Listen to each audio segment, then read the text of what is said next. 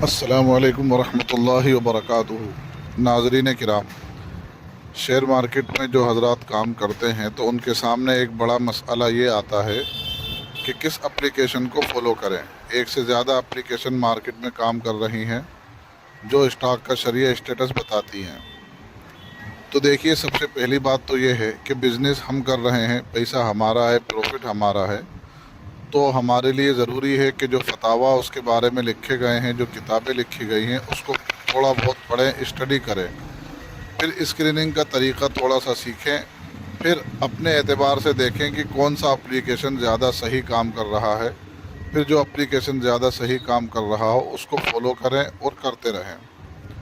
परेशानी जब आती है जब लालच हमारे ऊपर हावी होती है, जब हम देखते हैं कि एक स्टॉक भाग रहा है और खुदा ना खास्ता जिस एप्लीकेशन को हम फॉलो करते हैं वो उसमें नॉन शरिया रहा, तब हमें टेंशन खड़ा होता है कि काश के कोई रास्ता मिल जाए, दूसरी एप्लीकेशन में वो स्टॉक शरिया है तो हमें कुछ प्रॉफिट हो जाए। ये लालच हमें शक शुबे में डालती है, परेशानी में डालती है। लालच पर कंट्रोल करें, एक एप्लीकेशन को फॉलो करें तो करते रहें, फिर चाहे दूसरी एप्लीकेशन में वो शरिया हो, वो स्टॉक भाग रहा हो या ना भाग रहा हो, उससे फ़र्क नहीं पड़ना चाहिए। अब इख्तिलाफ़ की वजह क्या है उसको मोटा मोटा समझते हैं। नंबर 1, 33% कर्ज़। फतावा में ये है कि अगर किसी कंपनी ने सूदी कर्ज़ लेकर रखा है तो उसकी ज़्यादा से ज़्यादा मकदार 33% होना चाहिए। ये आखिरी हद है। कुछ एप्लीकेशन वालों ने इसी को इख्तियार किया कि 33% तक जिस कंपनी ने सूदी कर्ज़ लेकर रखा है वो उसको शरिया बताते हैं। कुछ एप्लीकेशन ने उसमें एहतियात रखी और उसको 25% रखा या कुछ थोड़ा बहुत ऊपर नीचे रखा, तो उनके यहाँ पर अब 33% वाली जो कंपनियाँ हैं वो नॉन शरिया होंगी। मसलन किसी कंपनी ने 30% सूदी कर्ज़ लेकर रखा है, तो जिन हजरात ने 33% को अपनी शराइत में रखा है उनके यहाँ पर वो शरिया होगी, और जिन हजरात ने 25% रखा है उनके यहाँ पर नॉन शरिया होगी। हालांकि दोनों सही हैं, कोई गलत नहीं है।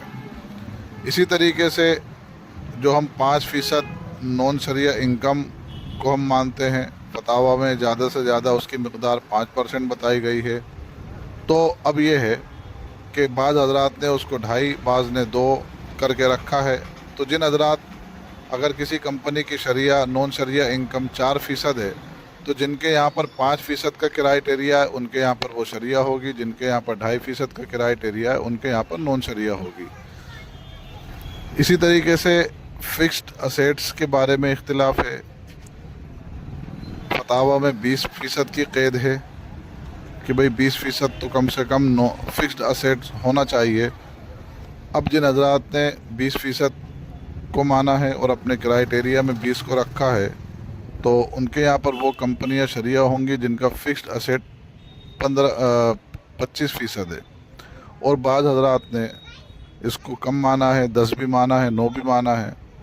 तो अब यहाँ पर इख्तिलाफ ये होगा कि अगर किसी कंपनी का फ़िक्स्ड असेट 15% हो, तो अब उसमें जिनके यहाँ पर कंडीशन 20% की है वहाँ पर वो नॉन शरिया होगी, जिनके यहाँ पर 10% है उनके यहाँ पर वो शरिया होगी। तो ये छोटी छोटी चीज़ों में इख्तिलाफ है और इसमें हलाल हराम का मसला इतना ज़्यादा नहीं है। हाँ, BFSI सेक्टर को लेकर बड़ा मसला है। बाज़ जो स्क्रीनिंग करने वाले हजरात हैं वो BFSI सेक्टर में काम करने वाली IT कंपनियों को भी शरिया मानते हैं, उनकी इनकम को शरिया वो सही समझते हैं, और जो कुछ हजरात स्क्रीनिंग करने वाले हैं वो इसको गलत बताते हैं। तो इसमें से सही ये है कि BFSI सेक्टर की जो इनकम होगी वो नॉन शरिया ही कहलाएगी। ऐसी IT कंपनियां जिनकी इनकम BFSI सेक्टर से हो और 5% से ज़्यादा हो तो वो नॉन शरिया ही रहेंगी, और जो हजरात इसको शरिया मानते हैं तो वो कहीं ना कहीं गलती पर हैं। तो ये छोटी छोटी चीज़ें हैं इख्तिलाफ़ की, तो इसमें इतना परेशान होने की ज़रूरत नहीं है। असल ये है कि हम पहले फतावा को पढ़ें, स्क्रीनिंग का तरीक़ा हल्का फुल्का सीखें। अगर नहीं सीख सकते हैं तो इसके बारे में जो माहिर हजरात हैं उनसे रब्ता करके, उनसे बातचीत करके जो सबसे बेस्ट तरीक़ा हो उसको फ़ॉलो करें और फिर उसी को फ़ॉलो करते रहें। अब आते हैं कि मैं किसको फ़ॉलो करता हूँ, मुझे ज़्यादा कौन सी अच्छी लगती है। तो हम जो है वो इस्लामिक स्टॉक को प्रेफर करते हैं, उसी को फॉलो करते हैं। कोई पूछता है तो उसी को बताते हैं। اس کی وجہ کیا ہے؟ نمبر 1 تقوی سیٹنگ، اسلامک اسٹاک کے پریفر کرنے کی وجہ اور اس کو ترجیح دینے کی وجہ کیا ہے؟ نمبر 1 تقوی سیٹنگ، اسلامک اسٹاک میں ایک تقوی سیٹنگ کر کے آپشن ہے، اس میں یہ ہے کہ آپ اپنے اعتبار سے سودی قرض کے فیصد کو کم زیادہ کر سکتے ہیں، نون شرعیہ انکم کے فیصد کو کم زیادہ کر سکتے ہیں۔ تو یہاں پر ہمیں یہ سہولت مل جاتی ہے کہ جو حضرات 25% کی کرائٹیریا کو فالو کرنے والے ہیں وہ اس کو 25% کر لیں، 2.5% کے کرائٹیریا کو فالو کرنے والے ہیں وہ اس کو کم کر لیں۔ ایک تو یہ وجہ ہے۔ دوسری وجہ ہے اس کا انڈر ریویو کا مسئلہ۔ دیکھیے اینول رپورٹ پر یہ حضرات اسکریننگ کرتے ہیں، اب اس میں مسئلہ یہ ہوتا ہے کہ اینول رپورٹ آتی ہے، ایک لمبی چوڑی رپورٹ ہوتی ہے، اور یہ جو مارچ اپریل مئی جون جولائی یا اس ٹائم جب اینول رپورٹ کے آنے کا سیزن ہوتا ہے تو ایک ساتھ بہت ساری کمپنیوں کی اینول رپورٹ آتی ہیں۔ اب ظاہر سی بات ہے ہر ایک کو پڑھنا اور پھر اس پر حکم لگانا اور اس کی ڈیٹیل جاننا اتنا آسان نہیں ہے، اس میں لگتا ہے وقت۔ اب مثال کے طور پہ ایک کمپنی کی اینول رپورٹ 1 اگست کو آ گئی، اب ایک ایک کر کے اس کی تفتیش کی جا رہی ہے، پڑھا جا رہا ہے، اور اس کمپنی کا نمبر آیا 30 اگست کو اور وہ نون شرعیہ ہو گئی، تو اس میں تو رزلٹ اس کی رپورٹ آ گئی تھی 1 تاریخ کو اور اس کا اسٹیٹس فائنل ہوا 30 تاریخ کو۔ تو ایسی کنڈیشن میں 1 مہینہ وہ نون شرعیہ رہی لیکن یہاں پر شرعیہ بتاتی رہی۔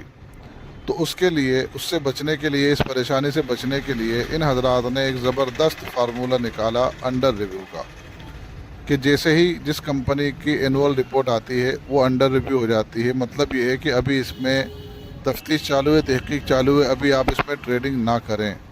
تو یہ ہمیں بہت اچھے طریقے سے حرام کمائی سے بچا لیتا ہے، نون شرعیہ اسٹاک سے بچا لیتا ہے، کہ جیسے ہی جس کمپنی کی اینول رپورٹ آئی وہ فوراً اس کو انڈر ریویو میں ڈال دیتے ہیں اور ہم اس سے ٹریڈنگ سے بچ جاتے ہیں۔ تو یہ بھی ایک بڑی وجہ ہے اسلامک اسٹاک کو فالو کرنے کی۔ دوسری جگہوں پر یہ چیزیں نہیں ہے۔ نمبر 3 اینول رپورٹ، دیکھیے یہ ایک بڑی بحث ہے کہ شرعیہ اسٹیٹس کو جاننے کے لیے اینول رپورٹ لیں یا کوارٹرلی رپورٹ لیں۔ تو اچھے طریقے سے سمجھ لیجئے کہ کمپنی نے قرض لیا ہے تو وہ سودی قرض ہے یا بنا سودی قرض ہے۔ کمپنی نے اگر کہیں انویسٹمنٹ کیا ہے تو وہ صحیح جگہ کیا ہے، غلط جگہ کیا ہے۔ ہر چیز کی جو رپورٹ کمپنی دیتی ہے وہ اینول رپورٹ میں ہی دیتی ہے، کوارٹرلی رپورٹ میں ان سب چیزوں کو اتنی تفصیل سے نہیں بتایا جاتا۔ کوارٹرلی رپورٹ کے بیس پر کسی بھی اسٹاک کا شرعیہ نون شرعیہ اسٹیٹس فائنل کرنا بہت ہی زیادہ مشکل کام ہے اور خطروں سے خالی نہیں ہے۔ اب آپ دیکھیں بہت ساری کمپنیاں ایسی ہوتی ہیں جو سال میں ایک بار آرڈر لیتی ہیں اور ایک ہی بار مال نکالتی ہیں، پورے سال ان کا کام مال کو تیار کرنا ہوتا ہے۔ اب ایسی کنڈیشن میں ظاہر سی بات ہے جب ان کی پیمنٹ آئے گی تو وہاں پر ان کی انکم زیادہ دکھے گی، جس ٹائم نہیں آئے گی تو کم دکھے گی۔ یا اسی طریقے سے جو سیزنیبل کمپنیاں ہیں جیسے آئس کریم کی وادی لال آپ دیکھ لیجئے، جب گرمی کا سیزن ہوگا تو ظاہر سی بات ہے اس کی ارننگ زیادہ ہوگی، جب ٹھنڈ کا سیزن ہوگا تو اس کی ارننگ کم ہو جائے گی۔ تو کوارٹرلی بیس پر اگر آپ کرنے جائیں گے تو اس میں غلطی کا امکان بہت ہی زیادہ ہے اور اینول رپورٹ میں نہیں ہے۔ تو اسلامک اسٹاک کو فالو کرنے کی تیسری ایک بڑی وجہ ہے، وہ ہے اینول رپورٹ پر اسکریننگ کرنا۔ چوتھی بڑی وجہ اسلامک اسٹاک کو فالو کرنے کی یہ ہے کہ ان کا جو معاملہ ہے وہ بالکل صاف شفاف ہے۔ کوئی بھی کرائٹیریا، کوئی بھی اسٹاک شرعیہ یا نون شرعیہ ہے، اس کے کیا کیلکولیشن ہے، کیا فگرز ہیں، کتنا پرسنٹ انہوں نے نکالا ہے، کتنا پرسنٹ نہیں نکالا، کتنے پرسنٹ ان کی نون شرعیہ انکم ہے، کتنی پرسنٹ انہوں نے سودی قرض لے کر رکھا ہے، وہ سب لکھا ہوا آتا ہے اور بالکل وہ فری ہے، ہر ایک آدمی اس کو دیکھ سکتا ہے۔ تو یہ ایک صاف شفافیت والا معاملہ ہے کہ اگر کسی کو شک ہو تو وہ جا کر خود اپنے ہاتھ سے جائے اور اینول رپورٹ نکال کر وہ چیک کر لے کہ وہ صحیح ہے یا غلط ہے۔ تو یہ بھی ایک بڑی وجہ ہے ان کی شفافیت، کہ ان کا جو معاملہ ہے وہ بالکل کھلی کتاب کی طرح ہوتا ہے۔ نمبر 5 جو بڑی وجہ ہے وہ یہ ہے کہ وہ پبلک ڈومین میں موجود ہیں۔ یہ لوگ کوئی بھی سوال ہو، کوئی بھی اعتراض ہو، آپ ٹیلی گرام پر جا کر ان سے سوال کریں، یہ آپ کو جواب دیں گے۔ तो ये भी एक बड़ी वजह है। जो दूसरी जगहों पर ये चीज़ें हमें आसानी से नहीं मिलती हैं, आप सवाल करने जाएंगे तो जवाब देने वाला इतनी आसानी से आपको कोई नहीं मिलेगा। इस्लामिक स्टॉक में एक आम आदमी भी उनसे सवाल कर सकता है और वो बड़ी संजीदगी के साथ जवाब देते हैं, कोशिश करते हैं उसको मुतमईन करने की। तो ये चंद बड़ी बड़ी वजह हैं जिसकी वजह से बंदा इस्लामिक स्टॉक को फॉलो करता है और इसी को बेहतर समझता है, और कोई भी अगर पूछता है तो इसी को बताया जाता है।